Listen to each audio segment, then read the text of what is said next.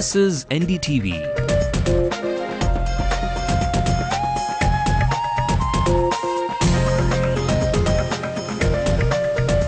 And you're watching Ndtv-Hindu.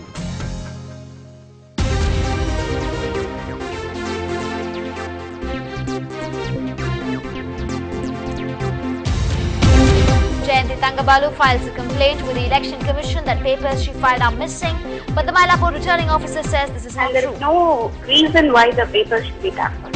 It's a raw deal for the ladies in the Tamil Nadu Assembly polls. The leading parties field only 32 women candidates. Election Commission defends seizure of money in the High Court. 23 crore rupees seized by the EC all across the state remain unclaimed. Will traffic congestions ease? Will Roypuram residents breathe a whiff of fresh air? Congress candidate for the seat makes his poll pledge to Ndtv-Hindu. If I win, the major traffic problem faced by the Roypuram people will be cleared. It's a mellow Karunanidhi and Jayalalitha in campaign so far, but it's the star power who are involved in much mudslinging in public. As India gears up for the big match, cricket veteran Hemant Badani says he'd be wary of the lethal Pakistani bowling. I am kind of worried more about the Pakistani bowling because they have guys who can go match winners. Afridi one, Umar Gul is another. So who will win the psychological warfare? Let's give the experts a break. This little birdie in Chennai bats for Dhoni. A very good evening. You're watching Headlines Now with me, Divya. Here are the other top stories making national headlines. Don't indulge in match fixing. We're watching you closely. Pakistan's Interior Minister wants his team. While VIPs queue up for the big match, fans are left high and dry. Protesters demonstrating for jobs and some fans lathi charged outside the Mohali Stadium. India will raise the issue of 2611 probe. Sources tell NDTV as Home Secretary level talks between India and Pakistan begin.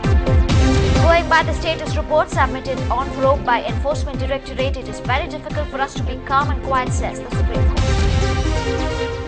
Well, it's trouble for the Thangabalu couple. Jayanti Thangabalu has filed a formal complaint with the Election Commission that two papers she filed in the affidavit are missing after her nomination for the Mylapore seat was rejected earlier today.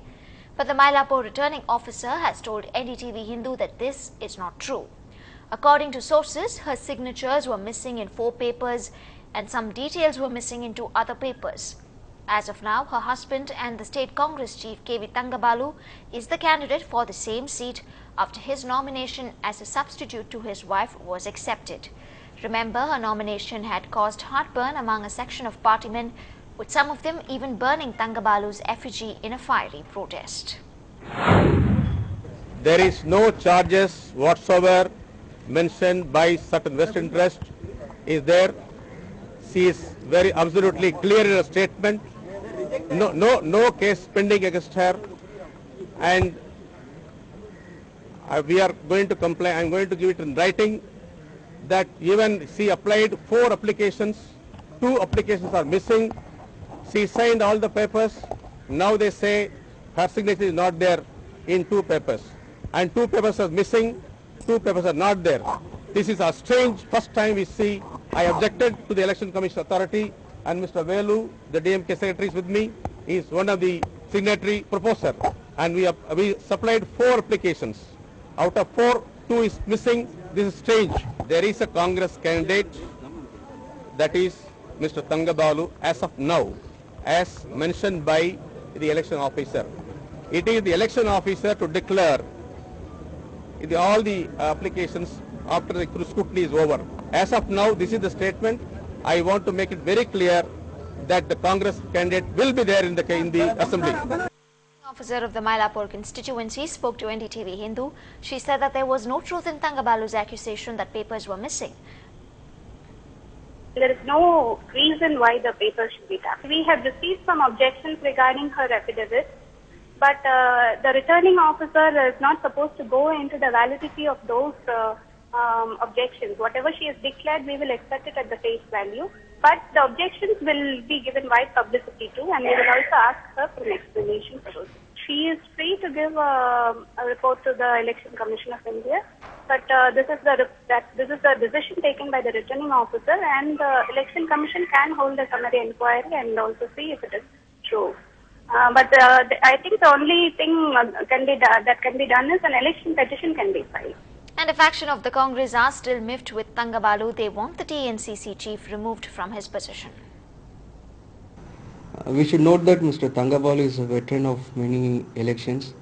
He should be knowing what are the papers to be filed for the elections, and I think it's a bit of drama played by Mr. Thangabalu to get himself as the candidate for the election.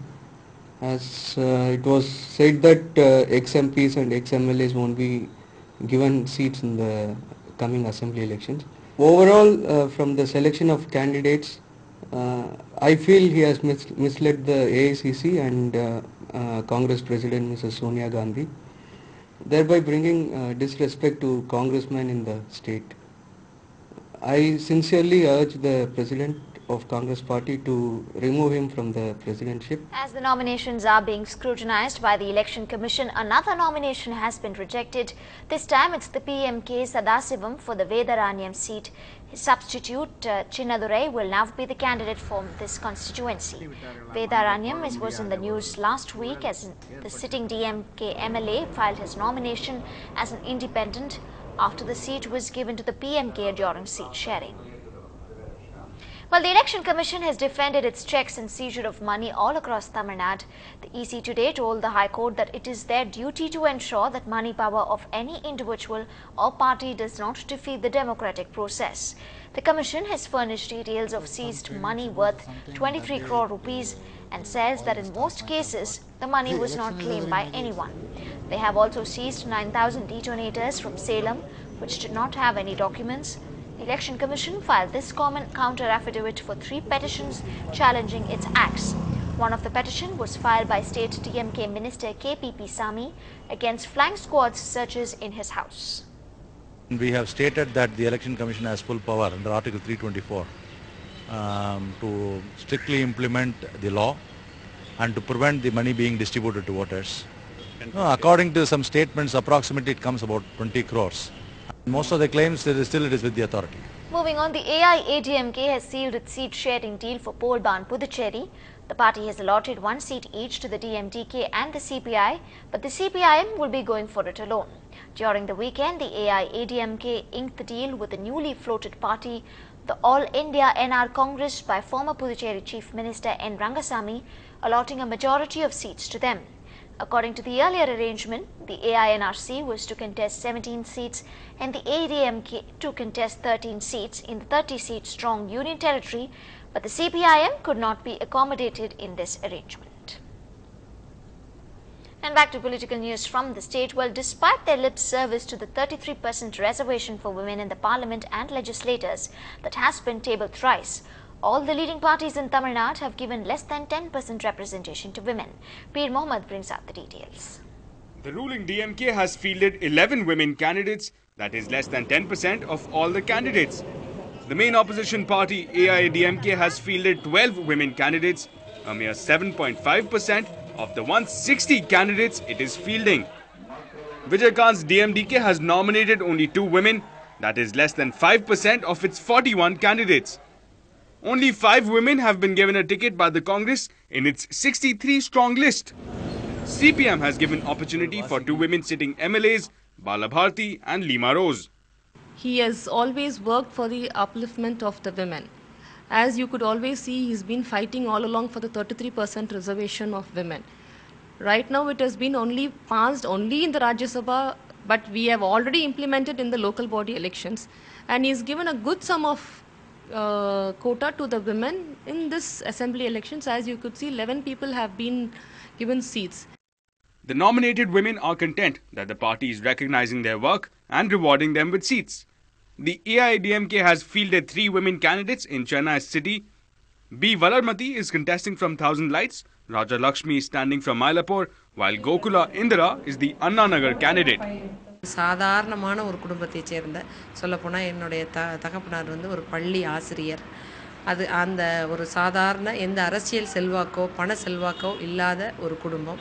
கோகுலேந்திராங்கிற ஒரு விசுவாசிக்கு நிச்சயமாக ஜெயிக்க வைக்க முடியும். வாக்குகள் அனைத்தும் புரட்சி தலைவர் அவர்களுடைய செல்வாக்கு, புரட்சி தலைவி அம்மா அவர்களுடைய செல்வாக்குங்கிறத நம்பி இன்னைக்கு இந்த வாய்ப்புகள் கொடுத்துருக்காங்க. One thing is very clear. Unless there is a law to ensure women's reservation in the parliament and assemblies, chances of a significant representation of women in legislatures will remain a dream. In Chennai with Peer Mohammed, this is Ashmit Kumar for Ndtv-Hindu. Still ahead on headlines now, will the Pakistan Prime Minister's visit initiate bilateral talks between the neighbouring countries? Find out when we come back.